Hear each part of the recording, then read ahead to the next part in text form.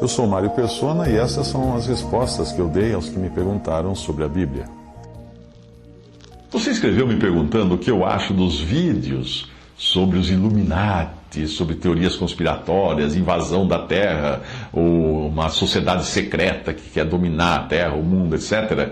Porque hoje o que você mais vê no YouTube são esses vídeos de Illuminati. Bem, com a facilidade de se publicar vídeos na internet, as pessoas ganharam acesso a tudo o que existe, tanto de bem como de mal. É claro que o mal sempre dá mais audiência do que o bem. Os telejornais sensacionalistas estão aí para provar isso. Eu, particularmente, não gosto dos especialistas no mal, ou seja, ministérios de cristãos que se ocupam mais com o mal do que com o Cristo. Não se ocupam de exaltar a Cristo. De uma forma indireta, eles acabam também promovendo o mal e levando mais pessoas a se interessarem por suas práticas. Evidentemente, nós temos obrigação de condenar as obras das trevas, mas a maneira correta de fazer isso, de expor as trevas, como que é? É por meio da luz, e não pela explicação detalhada do que são as trevas.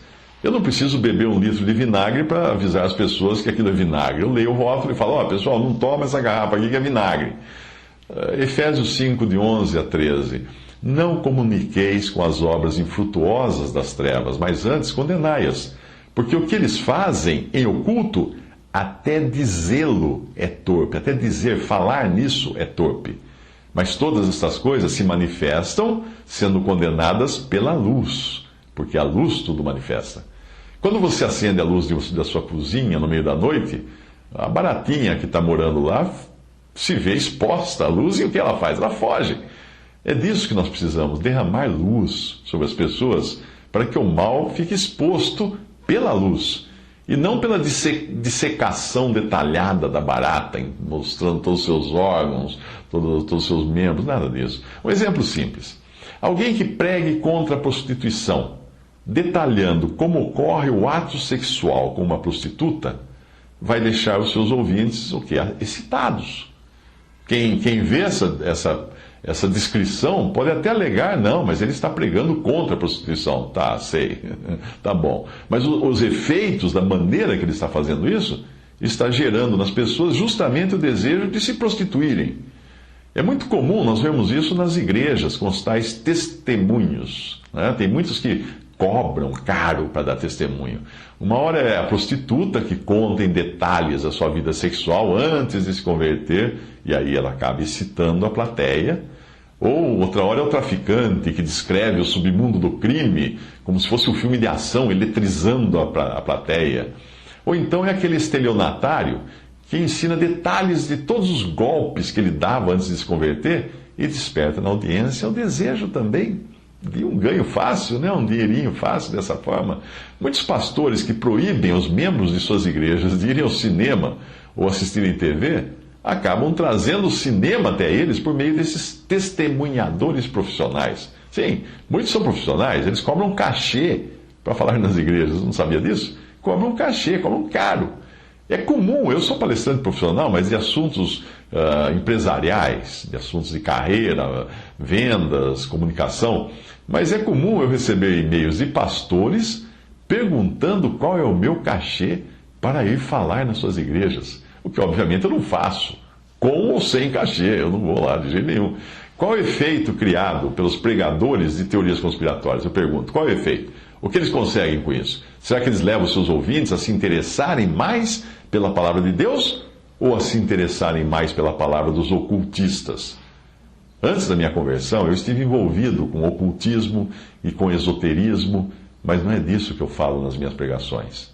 Eu não tenho qualquer interesse de levar os ouvintes a se interessarem por minhas práticas dos tempos de incrédulo, gastando tempo correndo atrás do esoterismo ou detalhando o ocultismo. A ideia é mostrar a eles a palavra de Deus. Nós nunca devemos nos esquecer de que o ocultismo e o esoterismo são instrumentos de Satanás. E é uma ilusão nós acharmos que nós não seremos influenciados pelo diabo quando nós nos debruçamos sobre esses temas, ainda que com o argumento de que nós vamos estudá-los em detalhes para avisar as pessoas. Tá? Não se esqueça de que o inimigo tem milhares de anos de experiência em enganar os inexperientes e seres humanos, tão bobinhos. Ele sabe como enganar, então não passe perto dessas coisas.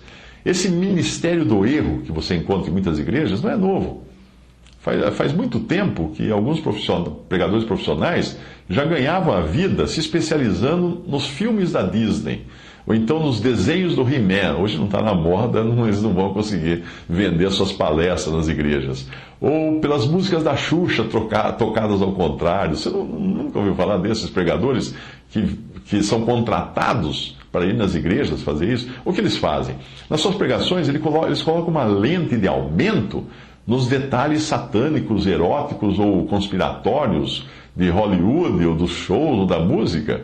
Detalhes esses que teriam passado despercebidos pela audiência, se não fosse com aquela ajudazinha do pregador. E o resultado disso, gente que nem se interessava pelos filmes, desenhos e músicas, são capazes até de comprar todos eles só para passarem horas também com uma lente lá procurando pelo novo. Como se essa fosse a ocupação principal do cristão. Jamais, não é essa. Eu entendo que aquilo que o apóstolo diz sobre os que só pensam nas coisas terrenas pode ser aplicado também aos que promovem o erro, né? E também aos que se ocupam demasiadamente em detalhar o erro para depois falar que estão denunciando o erro. Filipenses 3,18, porque muitos há, dos quais muitas vezes vos disse, e agora também digo chorando, que são inimigos da cruz de Cristo, cujo fim é a perdição, cujo Deus é o ventre, cuja glória é para a confusão deles, que só pensam nas coisas terrenas. Uma das características do remanescente fiel que havia em Tiatira, nas cartas de Apocalipse, era não ter se aprofundado nas coisas de Satanás. Isso foi elogiado a respeito deles. Assim, nós devemos ser também. Nós devemos nos aprofundar nas coisas de Deus. Sermos especialistas, por assim dizer, no bem e não no mal.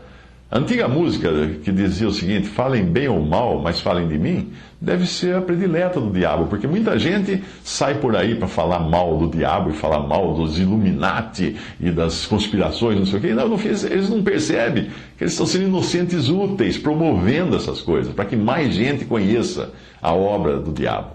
Apocalipse 2,24: digo-vos, porém, a vós, os demais que estão em Tiatira, a todos quantos não têm essa doutrina e não conhecem as chamadas profundezas de Satanás, que outra carga vos não porei. Do mesmo modo que a maioria das pessoas adora assistir telejornais sensacionalistas que só mostram crimes, criminosos, traficantes, cadáveres, drogas apreendidas, etc., os vídeos e sites especializados em denunciar o mal também atraem multidões. O que a maioria das pessoas não enxerga é que o apresentador do telejornal sensacionalista, que vive xingando o bandido e fazendo pose de prestar um serviço à sociedade, ele não ganharia um centavo se os bandidos não praticassem crimes. Ele ia viver de quê se não tivesse que falar mal de bandido? O serviço de informar a sociedade, entre aspas, né, que prestam especificamente nesses telejornais sensacionalistas, não traz proveito algum. Acaso nós não sabemos que existem bandidos e que eles vivem praticando crimes? Sabemos. Que aprendizado alguém tem ao ver um telejornal sensacionalista? Você pode aprender muito de um jornal sobre economia, política, geografia, cultura, etc., um telejornal normal. Mas que bagagem você recebe quando fica assistindo perseguição a bandido? Do mesmo modo, o que você ganha por conhecer as profundezas de Satanás? Os pregadores especializados em teorias conspiratórias não teriam audiência se eles falassem de Cristo, só de Cristo. Quem ia ficar escutando eles falarem de Cristo?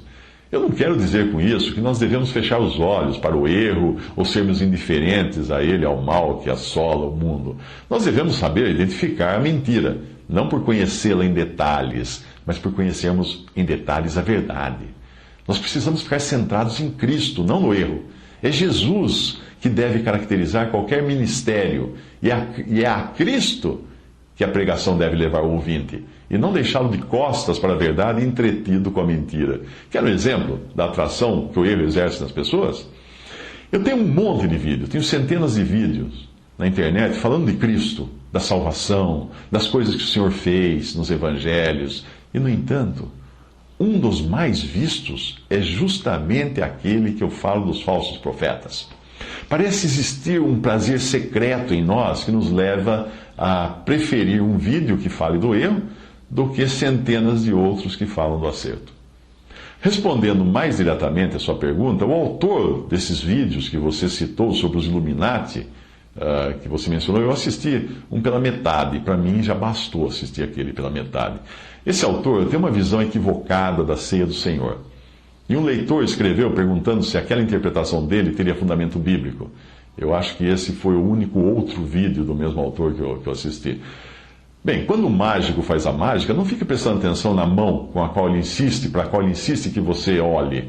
Olhe para outra. É lá que ocorre o truque. É por isso que a primeira coisa a perguntar, quando nos é apresentada qualquer mágica interessante, como as teorias conspiratórias que nos trazem adrenalina, a primeira pergunta deve ser: o que essa pessoa pensa das verdades fundamentais da palavra de Deus? Ela está denunciando tantas coisas, tantos feitiços, tantos feiticeiros, tantos Illuminati. O que ela pensa das verdades fundamentais da palavra de Deus? Eu não faço ideia de tudo o que aquele autor desses vídeos pensa, ou o que ele acredita, e nem me interessa saber também. Mas a interpretação dele da ceia do Senhor é tremendamente equivocada, e para mim isso foi suficiente, para nem me interessar mais por ele. Hoje, existem muitos que chamam a atenção para as profecias, para o fim do mundo e coisas do tipo, porém que negam verdades fundamentais como a divindade de Cristo, de Jesus, a sua natureza incapaz de pecar, a sua permanência hoje no céu em um corpo ressuscitado. Negam isso, negam a Trindade, sem falar nos que concentram sua doutrina na guarda do sábado, né? Que gostam de falar de profecia, mas tudo é o sábado, a lei, etc. Paulo foi muito claro, o apóstolo, ao advertir disso os Gálatas, em Tessalonicenses 2,16, ele fala: portanto, ninguém vos julgue pelo comer ou pelo beber, ou por causa dos dias de festa, ou da lua nova, ou dos sábados. Existem também os grupos que propagam aos quatro ventos o fato deles não terem denominação, mas, por outro lado, eles negam a salvação pela fé, pregam salvação por batismo, por exemplo, ou dizem que se não for batizado, não está salvo. Isso aí exige dois salvadores, né? Jesus e o homem que batizar a pessoa. Ou afirmam que o pecado ou Satanás são mais fortes e poderosos que o sangue de Cristo e a sua obra na cruz, podendo até o pecador perder a sua salvação se não seguir uma lista de regras e coisas assim. Portanto, fique atento, procure sempre saber o que a pessoa pensa das verdades fundamentais a respeito de Cristo, da sua divindade, da sua pessoa, da sua morte, da sua ressurreição, da salvação pela fé somente, e não por alguma teoria mirabolante, alguma fábula de velhas caducas.